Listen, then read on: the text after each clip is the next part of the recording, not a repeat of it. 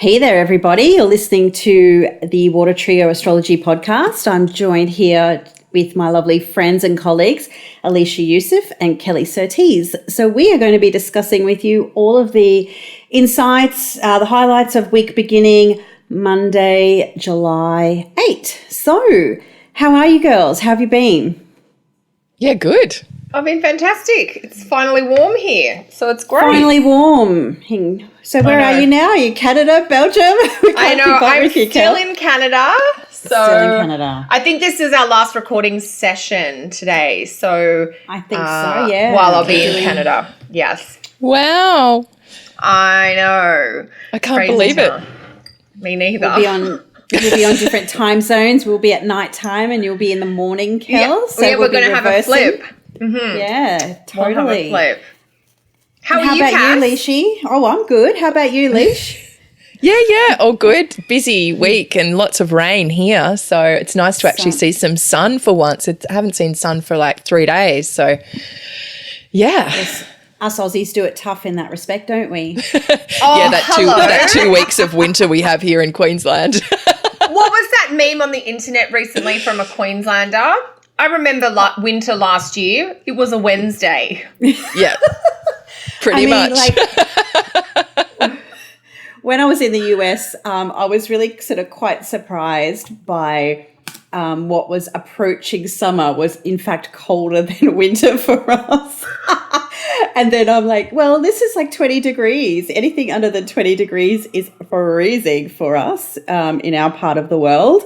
So I think that's about 33 degrees Celsius, Fahrenheit, maybe 20 degrees or 53 or something. I'm just going to quickly Google that now. Yeah.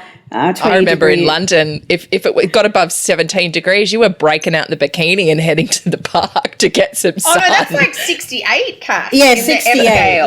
Yeah. So that's, but people are going, oh, it's 70 degrees. That's not bad. And I'm like, that's freezing. So anyway, it's all relative. We've had a bit of rain. Exactly. We've had a bit of rain and I think we're going to get some more today. But anyway, yeah, so the week ahead, it's all happening this week. So I think you're kicking off, aren't you, Cass? I'm kicking it off. It's all happening with Mercury retrograde and a special aspect that you have highlighted for everyone this week. Yeah, we've got a bit of an unusual aspect happening this week, and that is something rare. And even just in our pre-show chat, we were trying to work out when has this happened in the past. Yeah. And none of us can actually recall this happening. And what's happening is that Mars, the slower of the two planets, is actually applying to Mercury. That's retrograde in Leo. So this is all happening around that 4-degree segment of Leo. So this is a rare thing, and I think it's got that potential to have a standout effect because of its rarity. So with that in mind, I was thinking about this, and I think it's definitely got some deuterang potential. Define the term for the audience who has no idea. I think our good friend Austin Kopic actually coined this one quite a few years ago, and he refers to the Mars retrograde as a bit of a deuterang. So I guess it's a bit of an ode to us Aussies as well, the whole boomerang thing when you throw something away and it comes back to you. So Mars being that, archetypical masculine planet, Mars retrograde is that, quintessential when, ex-boyfriends can come back on the scene. And so I feel that this aspect does have potential to kind of bring a little bit of that essence or that flavor to it. Maybe it was somebody that you told to go away a while ago is trying to get back on the scene potentially. There's all of that. So who knows? But yeah, Mercury and Mars retrograde, it might sort of bring that realization of something that you've said in the past is coming back to bite you potentially, or that there's, somebody also from the past is trying to reconnect or establish some type of connection or contact again. So that takes place at 4 degrees Leo. In Australia, it happens on the Tuesday. And then, of course, it will be the Wednesday for the US. The Monday. I'm used to doing it the other way around. The other way around. Yeah. Welcome back. Yeah. Welcome back to the future.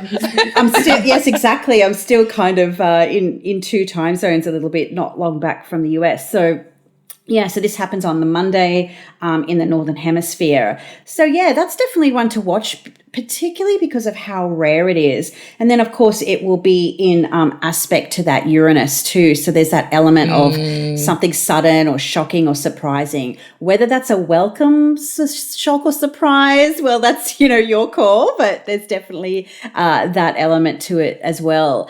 Do either of you two have any thoughts about this aspect this week? Well, the fact, what you were highlighting there, I was just thinking, anyone who has speak, Alicia. Anybody that has planets in the early degrees of the fixed sign that is already feeling that Uranus energy, this is going to make that like a fireworks in a fireworks factory in terms of how we speak and how we communicate. A fire in a fireworks factory, it's like pop, pop, pop, pop, pop, everything going off. So it may be mentally that's partly going off, but trying to just really watch your words under this one. And as you said, I think the last time that Mercury and Mars met was back on the 19th of June. So it may be a chance to revisit some conversations that may have happened around that time, ways that you needed to assert yourself, put your words forward, or maybe sharp words that you had with somebody else. Maybe see if there is a way to mend things or push forward what you want in a different way, in a new way, and just revisit what you really need to do. So that's my kind of feeling about it. But yeah, I think the fact that it's so unusual, and then you add in Uranus, which is bringing his unusual energy to it as well, it's going to be a really kind of, interesting day, to put it that way. Yeah, definitely that surprise element in the mix. How about you, Kel? Do you have any ideas or thoughts around this one? Oh, look, I think you guys have made some great points. When you were both talking, I was like, oh yeah, Leash, you're saying people born with early fixed placements. So I just quickly was looking up in my trusty ephemeris here the date. So that means that if your birthday is between January 21st and 27th, if your birthday is between April 21st and 26th, if your birthday is between July 22nd to 30, can't even read my own scrawl, and if your birthday is between October 24 and 31, that's you, basically. So depending on, I know we have some listeners that know their birth chart and some that don't. Look, I do think it's a very unique thing. Mercury's not even just retrograde, it's Mercury's in station. It's just standing still like a boat that's dead in the water, basically. And Mars is just barreling through right over the top of Mercury, which almost never happens because, as you're saying, Cass, Mercury is usually moving more quickly than Mars. So it is like a turn of events. The person who's normally receiving information is actually now taking the lead. So it might even speak a little bit to a switch in a power dynamic or like a role reversal or something. Yeah. I mean, this has got sort of like an astrological signature of some potential mansplaining, perhaps. I mean, if we were to define the astrological definition of this, I mean, there is that sort of like, I don't know. It's very relevant. It's very because Mars can have like a dominating influence, and Mercury doesn't have a lot to add into the conversation here. And Not then now. And especially in Leo too, like this is like getting it out there. This is like me, pushing it forward. Yeah, it's proud. And then, Mars runs over the top of Mercury and bangs into Uranus later in the week. So it is going to be, there is a feeling of disruption or unexpected stuff good or bad, basically. Yeah. I mean, how I've been thinking about this Mercury retrograde, it's like, because really it's like you drive a car up a street and there's roadwork at the end and you're like, I've got to go backwards, but there's nowhere to turn around. So you actually have to stop like Mercury station. And then driving backwards is not comfortable. Mercury is not comfortable in retrograde. And so it's like that thing of, I've got to check my mirrors, turn around, however you drive backwards. And it goes slower. It never actually picks up the full speed. And then right as you just start backing back, here comes another car, like bangs into you and kind of pushes you out of the way. And then there's, road rage, argy-bargy, that's potential with this. So or it's like the annoying motorbike that just speeds up when you're stuck in a traffic jam on the F3 trying to go north at Easter or something. And wishing that you were on that motorbike. Yes, and you're jealous down that person on the motorbike. Yes. Yeah, I guess I was just having a little screen flipping moment there, and I was trying to find, is there like a silver lining or something like this? I'm always trying to look for that. And I mean, if you think about it, at the time the aspect perfects, Mercury and Mars are looking to the sun for guidance, which is in Cancer applying to conjoin the North Node. So, I mean, even if it is a bit of the, argy-bargy, as you said, Lishi, I guess how would we like translate that for the non-Australians? Like a Mexican standoff, perhaps? Fisticuffs? Bring back the biff. A bit of a Mexican standoff. Are you going this way? I'm going that way. But it's a little bit more aggressive than that, isn't it? It's hard to translate what happens on the rugby field, with the pushing and shoving. Yeah, it's not actually, it's more a word, like for me, argy-bargy is like getting the words out, but you don't actually like physically contact. It's like puffing up the chest, I'm going to take you on, but I'm really not going to do anything. Yeah, it's like two drunk guys in a pub who are like with each other, but they don't actually do anything.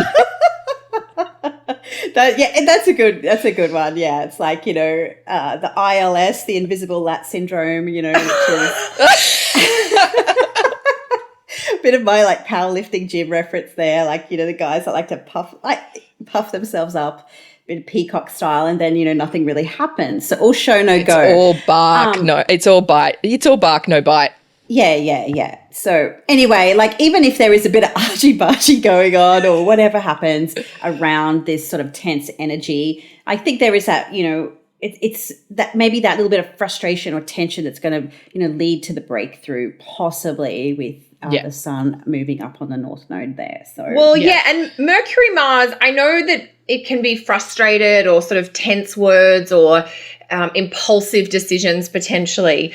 I always think of this, particularly in a fire sign, as foot in mouth disease. You just blurt something out that you were just not meaning to. And even though it might be awkward in the moment, I always think the positive of that is that you get it out. It gets said or you take action on it. And there is a weird thing, though, with Mars rushing ahead and Mercury being in station about to do that reverse that you talked about, Leash. So there is this weird exchange of I was doing this one thing and now this other thing has taken over and the original thing is now on the back burner while this other thing becomes what I focus on. So it's a weird dance between pass. But like the relay running and now you're done and you're it, tag you're it kind of thing. Yeah. So I also feel as well, there is the potential, because Uranus is in there, is to speak your authenticity. This is the chance to go, actually, this is what I want, Mars, and speak it out loud. But with this particular part of it, because Mercury is retrograde, it's stationed, maybe you're thinking about it more. You don't necessarily get it out, or if it does come out, it kind of comes out in a big hit coming up from an unconscious place.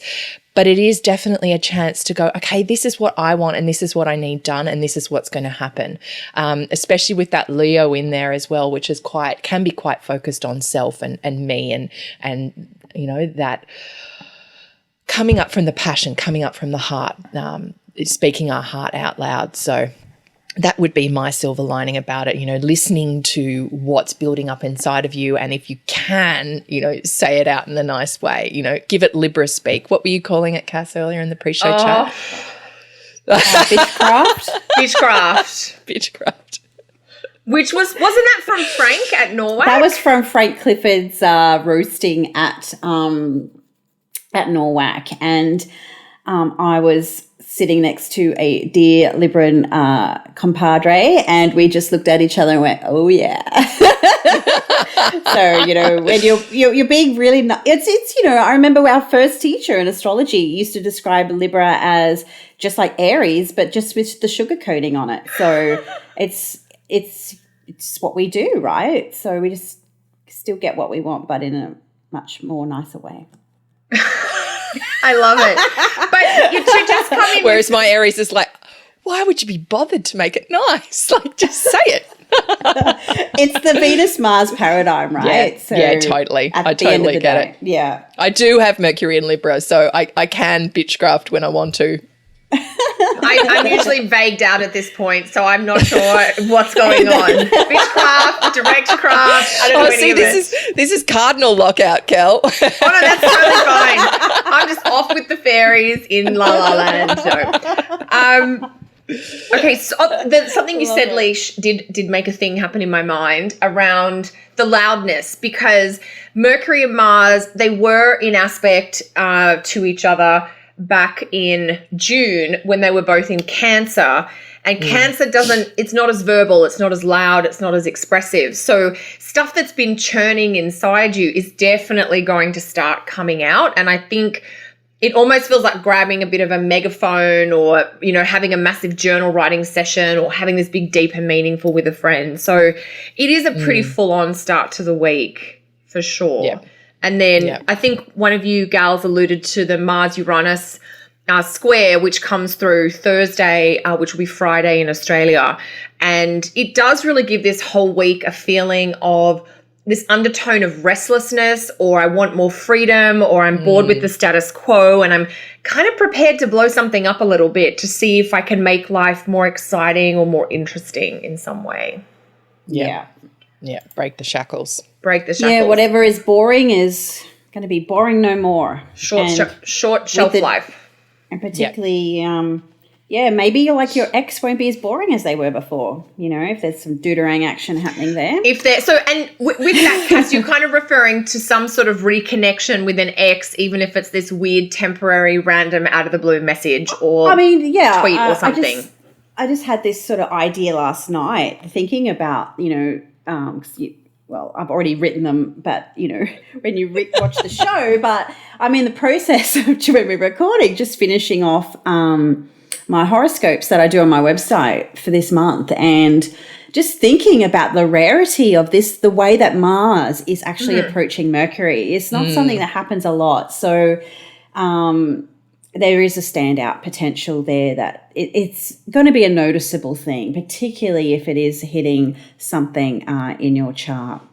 Yeah. Or you've recently broken up with somebody. You know, there could be that reconnection, good, bad, or indifferent. Yeah. Mm-hmm. And there is that excitement of, you know, reconnecting with someone that you know it's bad for you, but because it's something that you shouldn't do, that kind of brings the lust levels up a bit anyway. Well, that's what I used to do a long time ago. So I was the queen of the deuterang a long time ago. We all remember it's the bad boy attraction. Yes, yeah, and that's what this has the potential for. So you know they're bad for you, but you're like, I just want to get that anyway. So on that note, Alicia, what else did you want to discuss this week? Well, I'm coming to the opposite side of this. So it's really interesting that kind of midweek we've got the Sun-Saturn opposition. So this is where we can actually have a little bit of self-control. Follow the rules.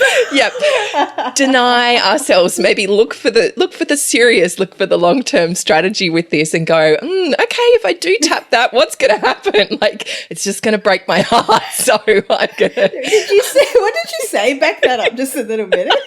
I was trying to slide that one to the keeper. I heard it. It's like a rap song reference. I said, if you do tap that, then... Alicia, that is funny. Then you'll have a little bit of self-discipline to actually be able to say no.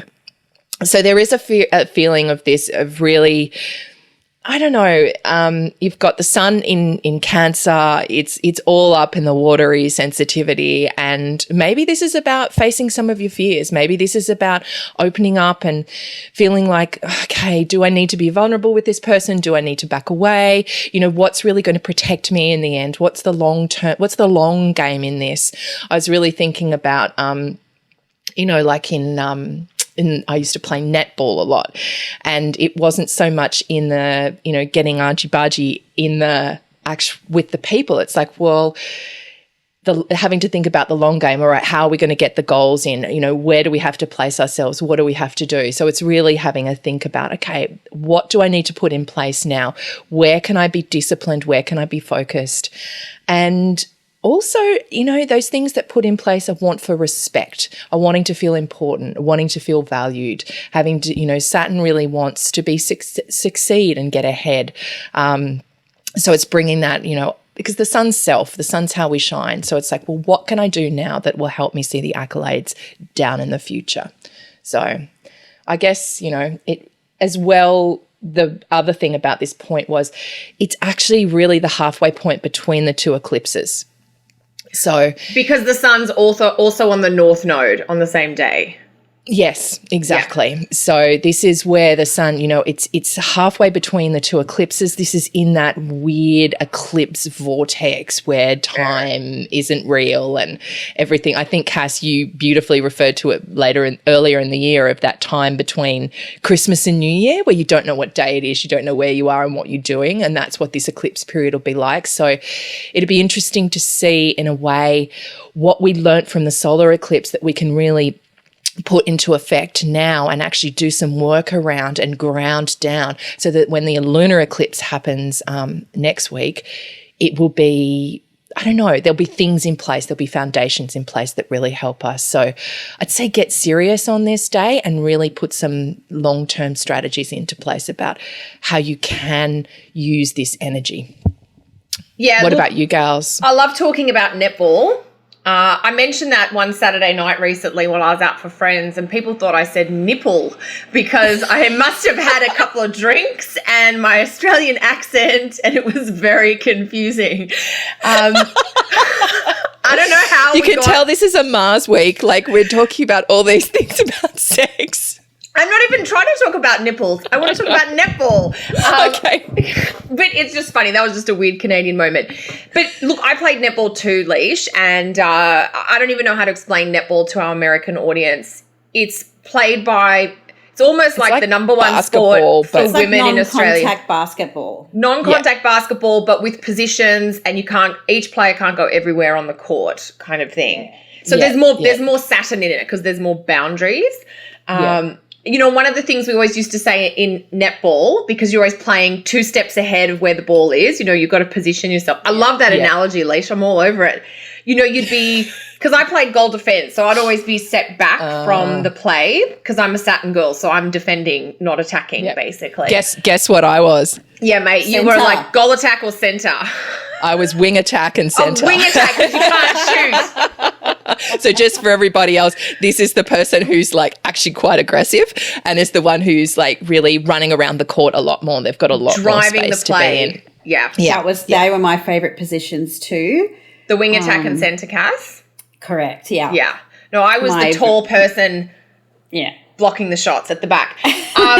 But what we would often say as a GD or a GK player was here if you need. Because sometimes they'd throw the ball back to you to get it in, so that idea of having your backup plan, knowing who's got your flank, if you like, who's there if you need. But there is something about limits with the sun opposite Saturn, because Saturn is one of the planets that actually has a fair amount of dignity in the sky right now. So he doesn't really have to answer to anyone. And there is this feeling of like the buck stops here. For us personally, this is actually the day that we fly to Belgium, which was not a day that we had control over because our flights were booked on our behalf, and because we're traveling with our pets, there are only certain days of the week we could go. So weird considerations, and it ends up this is our day. And for us, it's that combination of the sun on the north node. We're going into this completely unknown new adventure, breaking new ground. But the buck stops here. Anything we haven't finished about our life in Canada, too bad, we're going. So that's like, Saturn is always like, if it's really important, you've got to do it at the expense of things that aren't that important. So the prioritization and the time management. And I think to your point too, Leash, like it's that middle of the eclipse season. We're going to feel it it sort of flavors, I think, the first half of this week, even though it's the most strong kind of Tuesday, Wednesday. I just got very excited about netball, obviously. No, that was great. And you definitely explained it way better than I did. So. No, you did a great job. And you know why I'm excited? Because where we're going to be living, there's this big fitness facility with a bunch of international expats, and there's a netball competition. So I'm really excited. Awesome. Cool. Anyway, indoor? I think it's indoor, which is not my favorite, but anyway. It's a bit too fast for me, but yeah. Oh, anyway, yeah, we're going on massive tangents today. I love it. But Cass, what about you? Throw some Saturn sun love our way. Netball was never really my preferred game at school. I'm not a team sport kind of person. However, what do they say? You didn't like balls flying at your face? But what I did enjoy was I'm just letting that one slide through to the keeper. But what I did enjoy, it was the year 1992 when Guns N' Roses released the Use Your Illusion, or maybe it was 1991. But anyway, myself and one other girl, we used to try and psych out the opposition by singing Civil War to each other across the court. It was random. So that was it used to be like, you were well, running, what we can you give us a little rendition? It's just so like Mars applying to Mercury retrograde. So what we used to do across the court at each other would be like, what we have here is failure to communicate, which is perfect. It's the line from the song, but it's Mars on Mercury retrograde.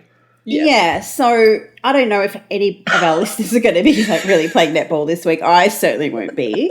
But in terms of the sun conjoined the North Node, it does bring me, I'm a Cancer, so I'm always going to be looking back. And it does remind me, I believe, if my calculations in my mind, 16th, 15th for the Northern Hemisphere of January, when the sun passed over the South Node. Okay, so whatever you lost then has that potential to be, you might not necessarily regained, but at least you might see the other side of that first part of the earlier in the year, like the Marie Kondoing, which we were all kind of obsessed with back in January. Then the sun coming up on the North Node, we might get that, okay, the emotional aha moment. That's why I lost that, or that's why I parted ties with that, or this is why I cleaned up. Because we've talked about that in previous episodes, how we want to clear things physically and then we want to refill it up really quick, or what's the next thing.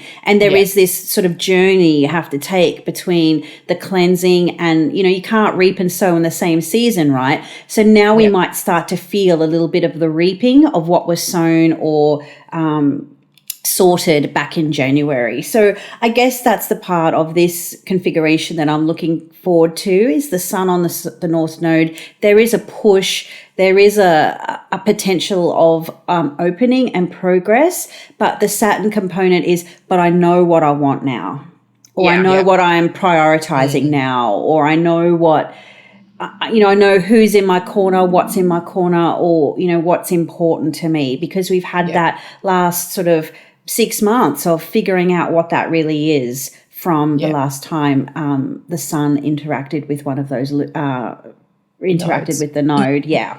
Yeah. Yeah. It's a good point you bring up, Cass. And I really think about it. It's like a vacuum, because we've cleared things away. It's created a vacuum that other things can come into. And sometimes if you don't work with that consciously, it gets filled up with crap that is not important. I think we were talking about it way back then about, the material, what were you calling it? Material anorexia or something? Bulimia. I think you called it. Bulimia. Yeah. And so this is actually, don't just empty things out so that you fill it up with more crap. It's like empty things out so that you bring in what you consciously choose, what you really want. And then looking at your chart to see, exactly where this has happened. And this is the eclipses triggering off all of this as well. So it's going to be an interesting few weeks, that's for sure. Yeah, I think this midweek in between the eclipse is really quite juicy and got a lot of insights, and it can really bring things up and out in the time and space between the two eclipses, which can always feel like a different kind of time zone anyway.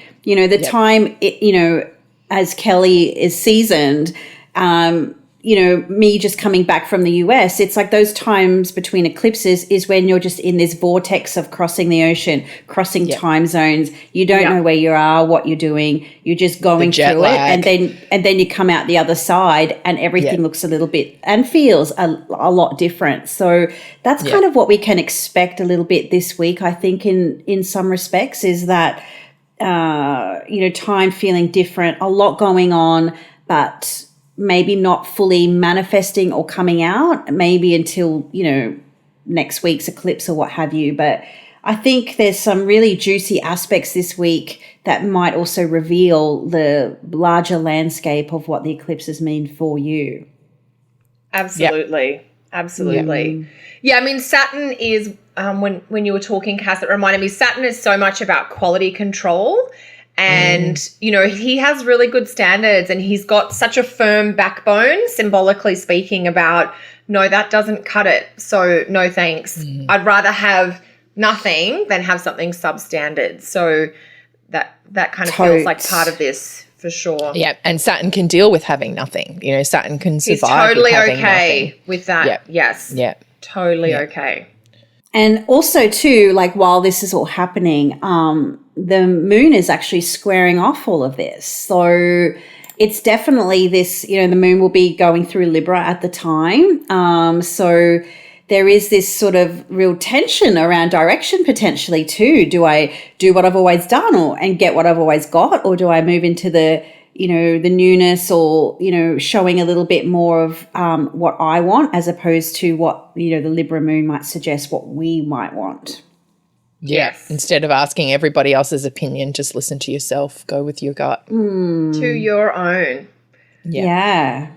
So a huge week. Now, have you explained your aspect yet, Kel? We wove it in together because I was doing Mars Uranus, and so we were bouncing off your deuterang Mars Mercury, and So we've kind of. So did we actually talk about the timings of when this is happening? Because Sun Saturn's on the Tuesday night in the US, early Wednesday morning here in Australia, and then the Mars Uranus is on Friday for all of us, I'm pretty sure. Thursday in the States. Oh, yes, it is. Okay. Correct. Yeah. All right. Oh, that's AM in my scribble. Yeah. So Thursday night in the States and early Friday morning here in Australia. Yeah. Wow, cool. What a week. So more to come. I really look forward to, hearing people's comments and their experiences of this week. So do feel free to jot your experiences or comments in those boxes below in various social media platforms. And if anyone did play netball, tell us what position you played. Yes, and your placements. And what do they say on Twitter these days? Your big three. To annoy your other components, your other people. Your opponents. I love it. For us, it used to be Queen. We will rock you. That's what we used to do. We just played. I'm completely oblivious to this. I just played. Here if you need. That's all I have. No, I used to really enjoy the mental game of psyching out my other people, and it made for any other shortcomings I might have had in my netball career. So I love it. No, I wasn't really a fan of it, but, the old girls' school, it was, kind of compulsory to play, and no, I'd rather do cross-country or something that I didn't. Schools? Sorry. No, I had boys at my school. Okay. Oh, did you? Yeah.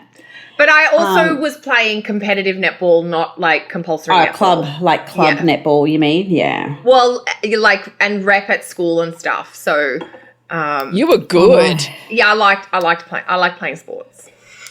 I can play on a team. I'm all right with that. No, I liked the cross-country running or even tennis because it was just me. And so if somebody failed, it was tennis. Just on me. I do like tennis, yeah. I don't know whether it's coming from a big family or something, a netball team of 7 players, basically my family, quite comfortable. Basketball 5 players, netball 7 players. It's a very familiar size for me. But you're used to sharing. You're used to having to negotiate and share. And work together and, and I mean, it was partly, I think, coming from a large family, but also the family culture in which we grew up was quite collaborative. So, not that we're not all competitive and we do like to all beat each other, not beat each other up, but we can be competitive with each other. Anyway, this is a very wonderful Cancerian tangent, but cool. Well, on that note, I mean, we're probably getting a little close to time. We like to keep our podcast a little bit on the shorter and snappier side. So before we wind up, does anybody have anything that they'd like to share or promote this week? No. Not for me. I'm just nothing. I'm just relocating continents, so I won't be okay, working that's this your. week. You've got your You're not own working, version Cal? of busy. You can check out what's happening on Instagram if you want to see what taking cats on a plane is like. It's like snakes on a plane, but That's cats what on a plane. I said. about that too. I'm like, no, they're staying contained. But that's my adventure for this week. So yeah, I'm off work for this week. What about you gals?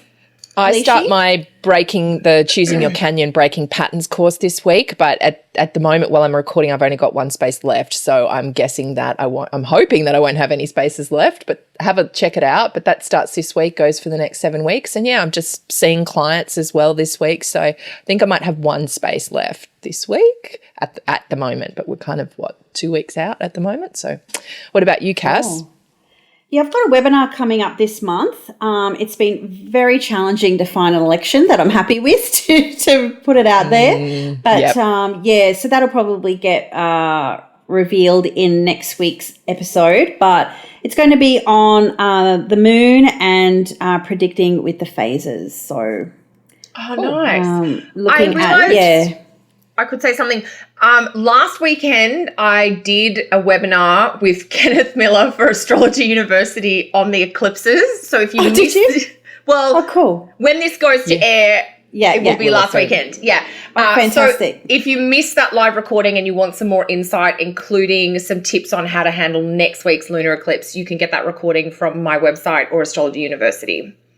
Cool. So lots of moon action out there for this. It's all month. about the moon this month. Of course. Yeah. Cass, so you haven't picked a date for your webinar yet? Probably be the 25th of July at this point. But yeah. So that's a nice day. Yeah. Yeah. Oh, yeah, that's got my favourite aspect of the whole month on. Yes. So we'll talk more about that in the Water Trio episode of that week. Yeah. No, week after. Couple of weeks. Yes.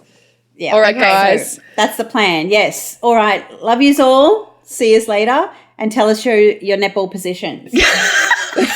Bye. And not your other positions. Bye.